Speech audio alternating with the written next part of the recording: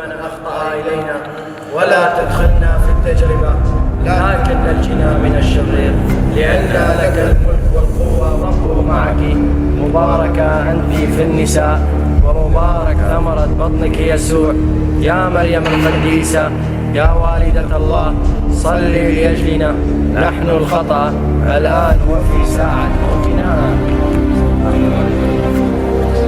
I'm standing here on the roof of a church, a historic church in Karakosh, Iraq.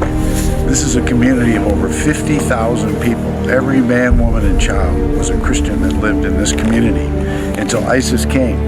They escaped just before ISIS arrived. Escaped over the border into Kurdistan to Erbil.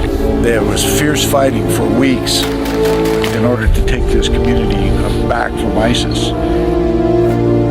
And this church is an example of what ISIS would like to do to all of Europe and to the United States as well. Destroy all things that are beautiful, destroy all things that are peaceful, destroy all kindness, and replace it with hate and destruction. This church was a magnificent building. They tried their best to destroy it. They burned it. Evidently, they didn't have enough explosives to blow it down. They used the courtyard down here for a shooting range. They took artifacts from the church, sacred relics, some of them hundreds of years old, and used them literally for target practice. They expended thousands, tens of thousands of rounds down in this courtyard, practicing how to kill people inside a church. Yeah, they even destroyed the image of Christ, this statue, and someone has put the pieces back together. So this is just an incredible testimony to the horror of ISIS and all that it represents.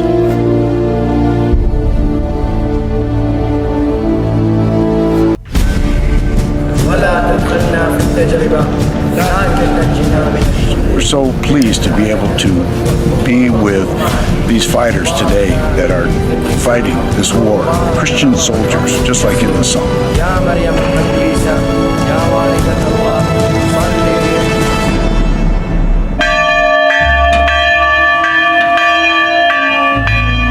This is the bell from the belfry that was knocked down by ISIS.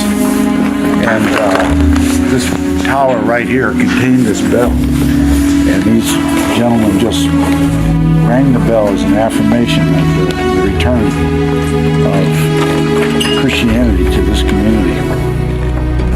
Just weeks ago, ISIS was here, Daesh. They were right here on this property. As I speak, they're only 13 miles away in Mosul, being rooted out now. These guys that we're with today were part of the forces that drove ISIS out of this community. Once a beautiful community of 50,000 Christians. Now, buildings like this church are destroyed. Many of the homes are destroyed. A number of the Christians that we've been serving in the camps and the homes of the grassroots Christian community in Erbil and in Kurdistan lived in this town. They came from this town. So many of the refugees that we're helping, even as far away in Jordan, came from this community right here.